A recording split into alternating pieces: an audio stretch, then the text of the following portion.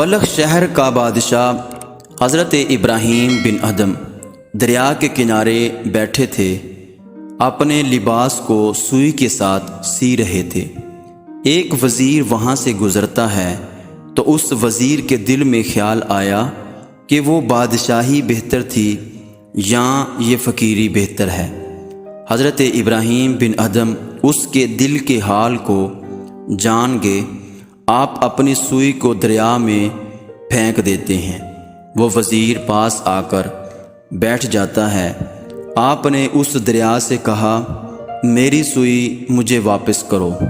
ہزاروں مچھلیاں سونے کی سوئی لے کر پانی سے باہر نکلی، فرمایا جو میری سوئی ہے وہ مجھے دو۔ پھر ایک مچھلی وہ سوئی لے کر باہر نکلی، آپ نے وہ سوئی لی اور اپنا لباس سینا شروع کر دیا۔ اس وزیر کی طرف دیکھ کر فرمایا، تو کیا سوچ رہا ہے کہ بادشاہی بہتر تھی یا فقیری؟